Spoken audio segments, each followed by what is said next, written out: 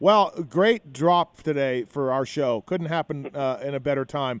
Cooper Webb and KTM announcing that they are splitting ways. I'm not surprised. I think there's been tension there since the start of outdoors between the two sides. I think Webb didn't want to do outdoors but wanted to get paid, and KTM wanted him to do it. And there was some pressure there, and then I don't think Coop liked his bike, and I think KTM was like, the bike is fine. So when I heard he was going to miss Redbud, I'm like, I think that's probably it for the year. And then he continues to get paid and then comes out with Star Yamaha. I did not think, Dan, that they would announce, before the halfway point of the motocross series that they were done. But give us your reaction and what you know.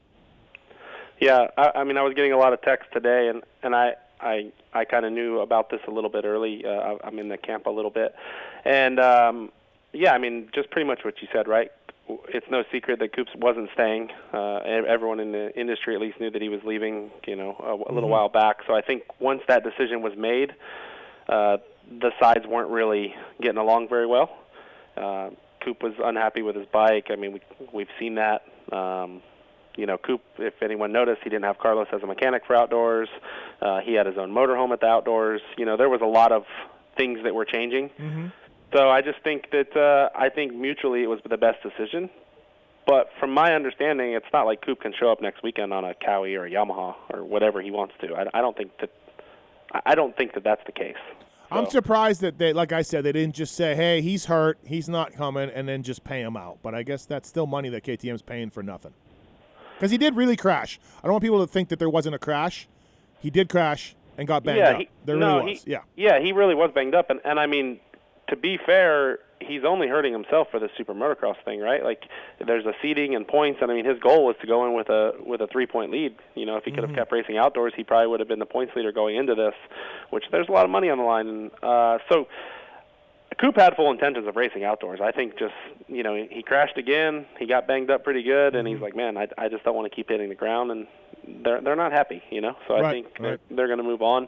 I think the next time we see anything of Coop will be in Charlotte at the first Super Motocross race. Well, that's my next question for you. I would not be surprised to see him on the Yamaha for SMX. You're not either? Yeah, I mean, that's what I expect. I expect that they came to some kind of agreement to where he'll be able to show up on that bike. Now, I don't know how much time he'll have on it or whatever the case is, but I think that'll be the goal. Get some time on it, get 3 races on it for a base setting for next year. I heard that he showed up at a national with his own suspension and was like, hey, this is what I want to run. And he was doing his own testing. I don't know if that's true, how I think it is.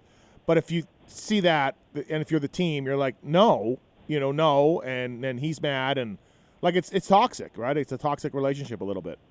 Yeah, I mean, that's true. But I think the issue comes with he wasn't going to race outdoors, but he was kind of contracted to race outdoors, right? Originally, or the option was there. However it was written, and maybe they were like, "Hey, we're good," and then Coop was like, "Well, I want to race," and they're like, "But why?" And I mean, Coop straight up told a lot of people, he's like, "Man, I just want to be in it. Look what happened with Supercross. Yeah. I want to get points. You never know what can happen. Mm-hmm. I mean, these guys still make a lot of money every weekend. So, I mean, I think he was trying to do the right thing, but sometimes it just doesn't work, like obviously we're all close with Chad, and we know Chad had these issues too, and I was in agreement with Chad a lot of times, and he was like, hey, we want to win. Sometimes we got to do things that aren't ordinary. But. Well, all right. Well, thankfully today we got some big news with the Webb thing. What's your take on it? What do you make on it? It's interesting timing. I mean, we all kind of knew this was going to come to an end. Well, most people did. You always wonder, like, if there's not a lot to be gained and both sides aren't seeing eye to eye, other than, like, PR reasons, you kind of wonder why you're sticking around. So it's weird time. We don't see this very often, but you do understand it. Like, if both sides are like, what are we doing this for? And you can come to an agreement financially, you just walk away. Dan and I both think we'll see him on a Star Yamaha at SMX at the kickoff for that. Do you think so, or do you think this is a whole entire 23? As far as him being gone from KTM or switching to Yamaha? Like, he'll show up on a Star Yamaha at the first SMX round, or do you think that he won't come back until Anaheim? I think legally, that's where the question comes in. If KTM says, yeah, no problem, we're done paying you, you can go race whatever you want, yes, I absolutely do. I would think we'll see him sooner than that. I think as soon as he gets comfortable, he'll race some of these pro motocross races. That's my guess. Yeah. Okay. Yeah, I just don't know where KTM comes down on it, right? There's a lot of legalese that would have to be worked through, but I'm guessing with the way this ended today, it feels like, hey, you go your way, we'll go ours. But yeah, most OEMs don't love for you to show up on a different brand the next weekend. No, exactly. That's why I think he waits till SMX. But yeah, maybe sooner. That'd be great. Bobby Reagan's DGAF about this stuff, so Bobby Reagan will try to work it out. Yeah, I mean, why would you not want Webb out there immediately? Like, I don't know. They obviously have Tomax equipment that was sitting there budgeted for. Mm-hmm. So once he's prepared and feels like, I think fitness-wise he's good. It's just how quickly can they get him up to speed on that motorcycle, and then let him rip. Got a lot of tweets